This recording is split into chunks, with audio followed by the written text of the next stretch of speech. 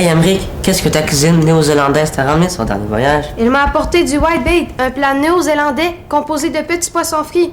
Toi, Joseph, que manges-tu? Ah, bien, moi je mange des fruits de mer. J'ai entendu dire que c'était très populaire en Nouvelle-Zélande. Ah oui, écoutons la télévision.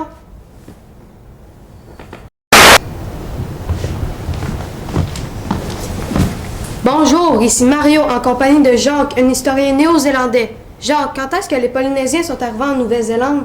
En fait, les premiers colons polynésiens sont arrivés en 1300 avant Jésus-Christ sur l'île du Nord et sur l'île du Sud. Beaucoup plus tard, l'explorateur anglais James Cook a cartographié la Nouvelle-Zélande. Savez-vous quand la Nouvelle-Zélande a obtenu son indépendance?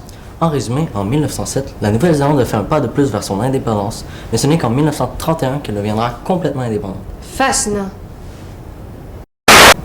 Moi et puis mon équipe, on vous présenter le haka, une danse qu'on fait avant nos matchs de rugby dans le sport national ici en Nouvelle-Zélande.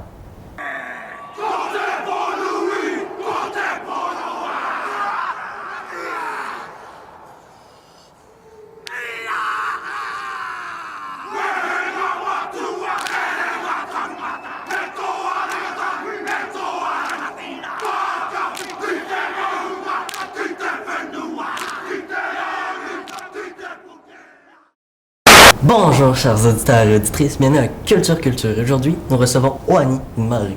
Tout d'abord, qu'est-ce qu'un Maori? Kia ora, cela signifie bonjour en maori. En fait, les Maoris sont le peuple autochtone de la Nouvelle-Zélande. J'ai remarqué votre tatouage. Il est magnifique. Pouvez-vous en dire plus sur celui-ci? Oh, eh bien, il est fait d'encre de Chine et situé sur le menton chez les femmes et sur tout le visage chez les hommes. Pouvez-vous me parler un peu plus des habitants de la Nouvelle-Zélande? Oh, ils sont ouverts et tolérants et parlent le maori et ou l'anglais. Ah bon? Bonjour, ici Mario et Alexander pour Cartomaniac sur Tivia. Et aujourd'hui, nous allons parler de la Nouvelle-Zélande.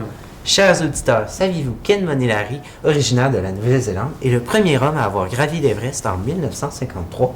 Ah oui, bien, il y a d'autres personnes célèbres en Nouvelle-Zélande, comme le réalisateur du Seigneur des Anneaux, Peter Jackson. Sérieusement? Sur le plan géographique, la Nouvelle-Zélande est fascinante. C'est un archipel contenant des centaines d'îles où habitent 5,8 millions d'habitants.